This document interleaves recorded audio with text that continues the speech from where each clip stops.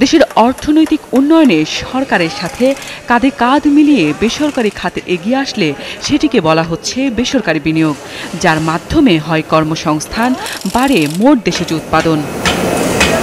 পরিসংখ্যান বলছে গেল ৫ বছরে জিডিপির হিসেবে বেসরকারি বিনিয়োগ আটকে আছে ২২ থেকে ২৩% ঘরে। ২০১১-১২ অর্থ বছরে ২২.৫০ থেকে ২০১৫-১৬ অর্থ বছরে এসে দাঁড়িয়েছে ২৩% ঘরে। যদিও এমন বেসরকারি বিনিয়োগের স্থবিরতা কর্মসংস্থানহীনতায় মোট দেশজ উৎপাদন আয়ে প্রবৃদ্ধির অঙ্ক ছাড়িয়েছে ৭ অঙ্কের ঘর। এদিকে গত বছর আর এ বছরের শুরু থেকেই রাজনীতির মাঠ আপাতত শান্ত।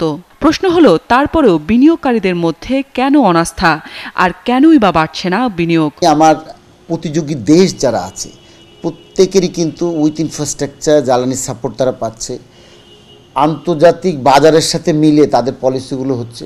যেমন বিশ্ববাজারে তেলের দাম যখন কমেছে তারা একাধিকবার সমন্বয় করেছে, ডলার ডিভ্যালুয়েশন হচ্ছে তাদের দেশে। শুধু তাই না, আপনার ইউরো ডিভ্যালুয়েশন হলে সেই জায়গায় কিন্তু তাদের এখানে তাদেরকে কিছু নীতি সহায়তা প্রণোদনা দিচ্ছে, আমরাও পাচ্ছি। প্রোডাকশানের যে কস্ট যেটা এটা বেশি পড়ে যাচ্ছে, আমরা সেই ক্ষেত্রে সেই সহযোগিতাগুলো চাচ্ছি।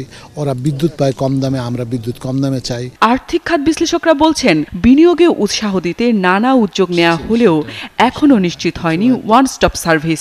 একই সাথে সমান তালে চলছে আমলাতান্ত্রিক জটিলতাও। ভালো প্রশ্ন যে শুধু ভৌতিক অবকাঠামোর উন্নতি করলে তো হবে না। বিনিয়োগকারীরা এসে বিনিয়োগ করতে গেলে তো কিছু প্রক্রিয়ার মাধ্যমে যেতে হয়।